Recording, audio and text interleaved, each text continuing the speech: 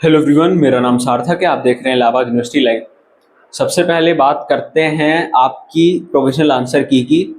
फिर आपका जो रिजल्ट कब आएगा, आंसर की, हाँ उसके सॉरी प्रोविजनल आंसर की के बाद की आपकी फाइनल आंसर की रिजल्ट। और जो जितनी गलतियां की हैं एनटीए ने सीयूटी यूजी में, एनटीए ने गलतियां तो बहुत जगह की हैं, बट बात अभी सीयूटी यूजी की कर ले। देखिए, सबसे पहले आप में से काफ़ी सारे बच्चे जो हैं वो अपना प्रोविजनल आंसर की जो आई है वो उसके अकॉर्डिंग अपना ये मान के बैठ गए कि ये उनका फाइनल स्कोर है, इसी के बेसिस पर उनका एडमिशन होना है। क्योंकि कई सारे मैसेजेस आ रहे हैं, कमेंट बॉक्स में भी मैं देखा हूँ और हमारे व्हाट्सएप ग्रुप पे भी मैसेजेस आ रहे हैं। स्टूडेंट्स जो हैं वो ये स्कोर अपना जो है, सपोज करिए अगर उन्होंने प्रोविजनल आंसर की से अपना 319, एक स्टूडेंट ने, जैसे किसी ने पूछा कि मेरा इतना मार्क्स आ रहा है तो मुझे कौन सी मेरी ये कैटेगरी है, मुझे कौन से कॉलेज में एडमिशन मिलेगा। तो मैं सबसे पहले ये आपको कहूँगा कि ये अभी प्रोफेशनल आंसर की है, इसमें अभी इतना परेशान होने की बात नहीं है, क्योंकि अभी इसके बाद आपकी फाइनल आंसर की आएगी। इसमें अभी गलतियां ही इतनी हैं। आप जो अपना ये स्कोर मान के बैठ रहे हैं, जरूरी नहीं है कि आपका इतना हो, या आपका इतना भी हो सकता है, ये आपका इतना भी हो सकता है, क्योंकि इतनी गलतियां हैं। मतलब आप अगर एक सब्जेक्ट में गलती आ रही हो, दो में आ रही हो, मतलब मैं आपको क्या ही बताऊं, क्योंकि ये हम इस पे बोलना इसलिए छोड़ दिए क्योंकि मैं खुद 2 साल से ये चीज़ कवर कर रहा हूँ। मैं खुद स्टूडेंट हूँ, मैं अभी खुद पढ़ रहा हूँ यूनिवर्सिटी में, और मैंने खुद पेपर दिया, तो मैं तो ये चीज़ें देखता आ रहा हूँ। ये आप लोगों के लिए नहीं है, आप लोग के लिए तो इसलिए मैं अभी फिर भी एक, मतलब मेरे टाइम मैं इसलिए भी एक चीज़ कहूँगा कि इतना ज़्यादा जो एक दुख है, क्योंकि अभी जो सीबीएसई ने एक और बम फोड़ा है कि इस साल जो आपकी जो मार्किंग, जो आपकी जो जिस हिसाब से चेक होता है ऑन स्क्रीन मार्किंग करके, जो और ख़राब कर दी है चीज़ें। तो उससे तो और बच्चा एक तो डिमोटिवेट हो गया, सॉरी मोटिवेट कह रहा हूँ, डिमोटिवेट हो गया। उसके बाद जो स्टूडेंट नीट दिए, जेई दिए, जेई में तो इस रिजल्ट से जो सीबीएसई बोर्ड के हैं जो भी स्टूडेंट हैं, वो तो कई सारे बच्चे जेई में क्या कहते हैं अपना एग्जाम ही नहीं दे पा रहे हैं। सबसे पहले तो आपका 12th बोर्ड ही जो इन्होंने है वो खराब कर दिया है। उसके बाद जो स्टूडेंट इनसे उभर के आ रहे हैं, जिनको क्या कहते हैं 12th के मार्क्स नहीं मैटर कर रहे, जैसे कि सीयूटी यूजी में एडमिशन लेने के लिए कई तो बच्चे मैटर अभी करेंगे, क्योंकि कई सारे बच्चों का कंपार्टमेंट भी आया है। जो एक होता है ना, जो स्टूडेंट जो एग्जाम पढ़ता लिखता है, उनका पता चल जाता है कि अगर इसका पेपर अच्छा नहीं गया, सपोज इसके अगर 80 मार्क्स आ रहे हैं, अगर इसका पेपर नहीं अच्छा गया तो इसके 70 आ जाएंगे, कम गिरी गिरी हालत में 60 आ जाएंगे। बट यहाँ तो कंपार्टमेंट सीधा, कंपार्टमेंट। मेरे खुद भाई बहन हैं जिन्होंने इस साल 12th दिया है, दोनों का सीबीएसई बोर्ड है, वो इस साल सीयूटी यूजी भी दे रहे हैं। तो मैं तो ये चीज़ें क्लोजली और रिलेट कर पा रहा हूँ। तो अभी आप लोग क्या कहते हैं, एक चीज़ से अभी आप लोग उभर नहीं पाए। दूसरी, अलग अलग जैसे जेई के स्टूडेंट्स अलग हैं, नीट के मतलब अलग हैं। नीट का तो खैर क्या ही बताऊं, उन पे क्या बीत रही बेचारों पे।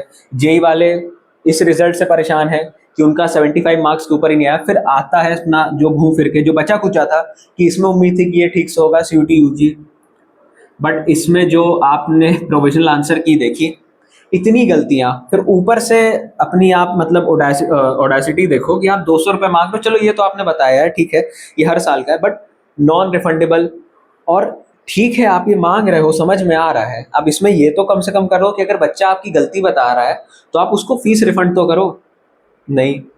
दूसरी चीज, एक दो क्वेश्चन हो तो आदमी चैलेंज करे।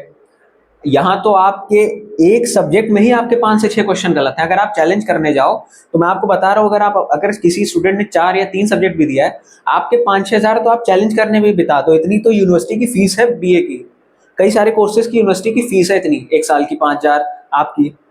अब उससे ज्यादा तो आप इसी में आप चैलेंज करने में ही दे दो। तो ये कोई मतलब क्या ही बोलूँ मैं, ये इस पे कोई मतलब बेशर्म है। मैंने तो अपने भाई बहनों के जो मेरे थे उनकी तरफ से मैंने कुछ चैलेंज भी कराए क्वेश्चंस, कुछ मेल भी किया, क्योंकि ऑब्वियस सी बात है, आप क्वेश्चंस तो काफ़ी सारे गलत हैं, आप हर किसी को चैलेंज नहीं कर सकते हो। आप एटलीस्ट मेल कर सकते हो, और मेल काफ़ी सारे उनके पास जा रहे हैं। उन्होंने, एक तो शुक्र है कि हाँ वो रिप्लाई कर रहे हैं आपसे, आपके डॉक्यूमेंट्स प्रूफ वगैरह मांग रहे हैं। तो अभी स्टूडेंट्स जो है वो परेशान मत हो, क्योंकि अभी आपकी फाइनल आंसर की आएगी। फाइनल आंसर की भी मैं आपको बता रहा हूँ, मैंने खुद देखा है, फाइनल आंसर की में भी कई सारे क्वेश्चंस जो रहते हैं आप उनसे भी सेटिस्फाइड नहीं रहोगे, क्योंकि वो भी गलत होंगे। और वाकई में कुछ क्वेश्चंस एक दो गलत रहते हैं इनकी तरफ से पूरी, लेकिन जो ये लीपापोती इन्होंने की है प्रोविजनल आंसर की में, कि इतने सारे क्वेश्चंस गलत कर दिए, उससे तो कुछ बेटर रहता है फाइनल आंसर की में। फिर अभी आप लोग अपनी फाइनल आंसर की देखिए, जो कि आपकी मान के चलिए 15, लेकिन अभी जो चल रहा है उस हिसाब से अकॉर्डिंग 15 जून तक आप मान के चलिए कि आपकी प्रोविजनल आंसर की आएगी। सॉरी, प्रोविजनल कह रहा हूँ, फाइनल आंसर की आपकी 15 जून के आसपास आप अपना लेके चल सकते हैं। 11 तारीख तक क्या इन्होंने कहा था कि आप चैलेंज कर सकते हैं इनको, मतलब इनकी जो कहते हैं एक्सपर्ट टीम है वो आपके आंसर एनालाइज करेगी जो आपने इनको भेजा है कि क्या सही है क्या गलत। उसके बाद ये आप मान के चल सकते हैं कि इसके बाद या इसके आसपास आपका फाइनल आंसर की आ सकती है। मुझे तो लग रहा है कि थोड़ा इसमें डिले हो सकता है, बट इसके बाद ही आएगी, इससे पहले आने की उम्मीद कम है। इसके बाद आपकी फाइनल आंसर की आएगी। फाइनल आंसर की में आपको आपका रॉ स्कोर पता चलेगा। उसमें आपको पता चलेगा कि मेरे जो मतलब मार्क्स हैं, एक्चुअल मार्क्स जो हैं, सपोज करिए 320 है, तो ये आपका रॉ स्कोर है। अब इसमें नॉर्मलाइजेशन आपका जो होगा, सपोज करिए आपके, अगर आप खुशकिस्मत हैं, आपके जो जिस स्लॉट में आपने पेपर दिया वो अगर आपका टफ आया, तो जाहिर सी बात है आपके मार्क्स बढ़ सकते हैं, मार्क्स आपके बढ़ के 350 भी हो सकते हैं। ये मैं ओवरऑल मतलब बता रहा हूँ, ये मैंने ज़्यादा बता दिया, एक सब्जेक्ट के अकॉर्डिंग 250 का होता है, ये मैं ओवरऑल बता रहा हूँ। तो अगर आपका प्लस होगा तो आपका मार्क्स ओवरऑल भी बढ़ेगा। तो आप अपना जो नॉर्मलाइजेशन के बाद है वो आप अपना जो स्कोर है वो आपका बढ़ भी सकता है। अभी आप प्रोविजनल आंसर की से परेशान मत होइए। हाँ ठीक है, आपको पता चल जाएगा कि हाँ मेरे इतने क्वेश्चंस हैं, बट इतने सारे क्वेश्चंस गलत हैं, हो सकता है आपके 5 क्वेश्चन सही हो जाएं। अभी तो बहुत से क्वेश्चंस में आप देखिएगा, कुछ क्वेश्चंस में बोनस मार्क्स भी मिलेगा, जो आपने अटेम्प्ट नहीं किया उसमें भी आपको मार्क्स मिल सकते हैं। तो अभी अपना प्रोविजनल आंसर की से अभी अपना मतलब रिजल्ट मत निकालिए, फाइनल आंसर की आने दीजिए, उसमें आप निकाल सकते हैं। उसमें मैं आपको बता सकता हूँ कि हाँ आपके जो तब मैं आपको कट ऑफ बताऊंगा कि कौन सी कट ऑफ मतलब किस कोर्स की कितनी कट ऑफ जाएगी, कैंपस की, कॉलेजेस की, तब आप प्रिडिक्ट कर सकते हैं 10-20 नंबर आगे पीछे रॉ स्कोर माइनस करने के बाद कि आपका एडमिशन कहाँ होगा। सबसे पहले तो ये मैं आपको बता दूं कि जो भी स्टूडेंट जिनके अगर 100 नंबर भी आ रहे हैं, 200 नंबर भी आ रहे हैं, उनके लिए भी मैं बता दूं कि आपका एडमिशन, अगर आप फॉलो कर रहे हैं मुझे, आपका एडमिशन इतने मार्क्स पे भी हो जाएगा। बस आपको कॉम्प्रोमाइज़ करना पड़ेगा कि जो आप ड्रीम कर रहे हैं, जाहिर सी बात है इतने मार्क्स पे तो मिलेगा नहीं ड्रीम कॉलेज, ड्रीम यूनिवर्सिटी, लेकिन हाँ आपको उस ड्रीम यूनिवर्सिटी के या उस ड्रीम आपको कॉलेज के कुछ मतलब एफिलेटेड कॉलेजेस कह रहा हूँ मैं, ड्रीम यूनिवर्सिटी के आपको, जैसे अगर इलाहाबाद यूनिवर्सिटी का मेन कैंपस चाहिए तो इतने मार्क्स पे अगर आप की कैटेगरी डिपेंड करती है, प्लस कोर्स भी डिपेंड करता है। बीए अगर आप कर रहे हैं तो इतने मार्क्स पे एससी एसटी कैटेगरी वालों को इजीली मिल जाएगा, ओबीसी का भी इतना जा सकता है। तो कई सारी चीज़ें हैं। अभी आपका रॉ स्कोर आने दीजिए, फिर मैं आपको प्रिडिक्ट करके प्रॉपर बताऊंगा कि आपका जो स्कोर है उसके अकॉर्डिंग आपको कहाँ एडमिशन लेना है। अभी आपका डीयू का पोर्टल ओपन नहीं हुआ है, बीएचयू का तो बीएचयू और एयू का तो साथ ही साथ चलता है, इनका जो है साथ ही साथ चलता है। डीयू का आपका जो है वो पहले आपका स्टार्ट हो जाता है। अब काफ़ी सारे बच्चे, अभी आप ये चीज़, अभी आप इस चीज़ को फेस कर रहे हैं, अभी आप तब आगे आएंगे तब आप रजिस्ट्रेशन में आपको काफ़ी सारी चीज़ें भी फेस करने को मिलेंगी। डॉक्यूमेंट्स आपके, कई बार आप डॉक्यूमेंट्स वगैरह अपने जो हैं वो, मैंने अभी लास्ट वीडियो में बताया कि डॉक्यूमेंट्स अपने रेडी रख लीजिएगा। डॉक्यूमेंट की वजह से किसी बच्चे को प्रॉब्लम देखने को मिल सकती है, फिर डिले देखने को मिल सकता है कि रजिस्ट्रेशन में डिले, कट ऑफ वगैरह। तो कई सारी चीज़ें हैं, इतना आसान प्रोसेस नहीं है, बट आसान कैसे होगा आप फॉलो करिए। मतलब देखिए, शुरू से लेकर एंड तक आप देखेंगे जो स्टूडेंट्स एक साथ रहेंगे। मैं लास्ट ईयर भी कई सारे जो स्टूडेंट थे उनका मैंने क्या कहते हैं इतने मार्क्स पे भी एडमिशन उनको मैंने कहा था कि आपका हो जाएगा, और उनका मैंने जिस कॉलेज में, जिस यूनिवर्सिटी में उनको चाहिए था वो मैंने उनको कहा था कि आपको मिल जाएगा, बट इस कोर्स में या इतने मार्क्स पे आपको यहाँ ना लेके आप यहाँ ले लीजिए। उन्होंने बात मानी थी तो वो उनका एडमिशन हो गया था। तो यही मैं आपसे कहूँगा कि शुरू से लेकर एंड तक हमको देखते रहिए, क्योंकि आप ही के बेनिफिट की है ये। जितनी भी जो चीज़ें हम कर रहे हैं ये आपके बेनिफिट के लिए, क्योंकि अभी कई सारे बच्चे बहुत ज़्यादा डिमोटिवेट हैं। तो मैं यही कहूँगा कि डिमोटिवेट मत रहिए, क्योंकि ये चीज़ सबके साथ हुई है, हम भी इसी दौर से गुजरे हैं। हमने भी देखा है, बट आपके साथ थोड़ी ज़्यादा हुई होगी, हमारे साथ थोड़ी कम हुई होगी, या हमारे साथ ज़्यादा आपके साथ कम, वो डिपेंड करता है। बट सब ने ये चीज़ें देखी है, तो अभी हिम्मत मत हारिए, फाइनल आंसर की आने दीजिए, आपका रॉ स्कोर पता चलेगा, प्रोफेशनल आंसर, फिर उसके बाद रिजल्ट आने दीजिए, फॉलो करिए। मैं एक्सपेक्टेड कट ऑफ फिर से निकालूंगा, क्योंकि मैंने कहा था तब, मैं आपका सेफ स्कोर बता रहा था, तब मैंने कहा था कि मैं आपको एक्सपेक्टेड कट ऑफ भी बताऊंगा जब आपका रिजल्ट आ जाएगा उसके बाद। तो उसके बाद आपको फिर पता चल जाएगा, क्योंकि अभी कई सारे बच्चे, ऑब्वियस सी बात है, जिनको एडमिशन लेना है, जिनको भी ग्रेजुएशन करनी है, यही 3 जो मेन यूनिवर्सिटीज़ हैं, इस बच्चे ज़्यादातर 90 से लेके 80% इन्हीं को टारगेट करते हैं। इसमें अब हर किसी को बीएचयू मेन कैंपस नहीं मिल सकता, एयू मेन कैंपस नहीं मिल सकता, डीयू के अच्छे कॉलेजेस नहीं मिल सकते, तो इसके अलावा आप कहाँ जाएं? तो वो सब चीज़ें मैं आपको बताऊंगा, क्योंकि तब आपका बीएचयू और एयू का रजिस्ट्रेशन जो होता है वो एक साथ होता है।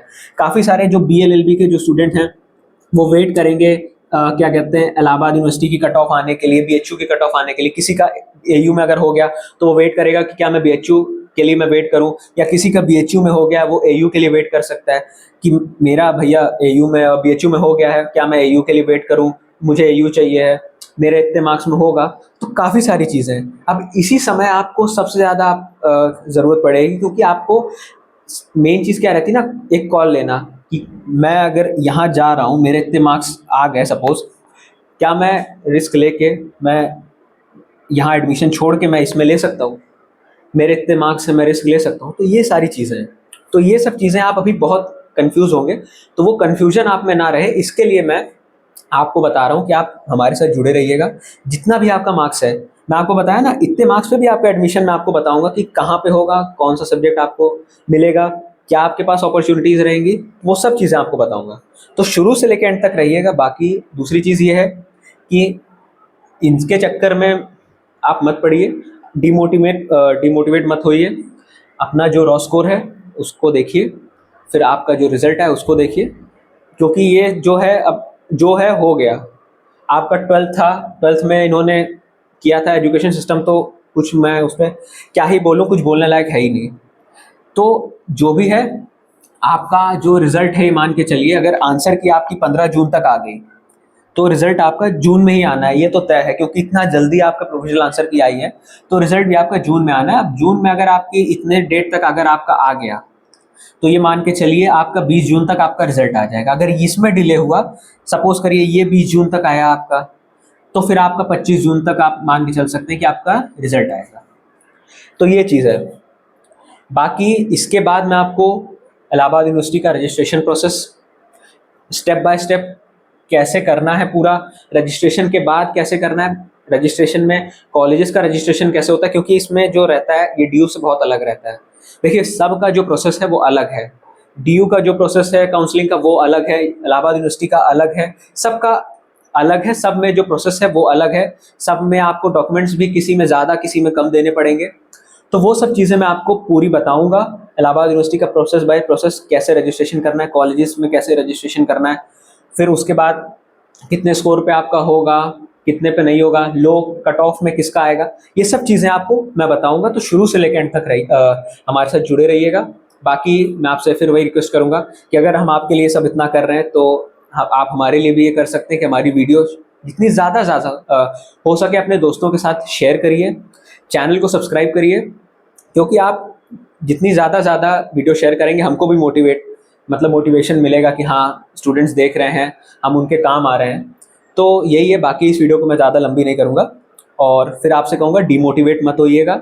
आपको मैंने कहा है कि आपका 100 में से अगर आपका 100 भी मार्क्स आए हैं, 200 नंबर भी आए, तो आपका एडमिशन मैं आपको बताऊंगा कि आपका कहाँ हो सकता है, क्योंकि जब नॉन सीयूटी यूजी वालों का हो रहा है, तो आपका तो फिर भी आपने सीयूटी यूजी दिया, आपके फिर भी इतने मार्क्स हैं, तो आपका एडमिशन हो जाएगा। तो इस चीज़ के लिए मतलब परेशान मत होइएगा। बाकी इस वीडियो को मैं तक रखता हूँ, आपसे मिलता हूँ मैं अगली वीडियो में, तब तक के लिए देखते रहिए इलाहाबाद यूनिवर्सिटी लाइव को।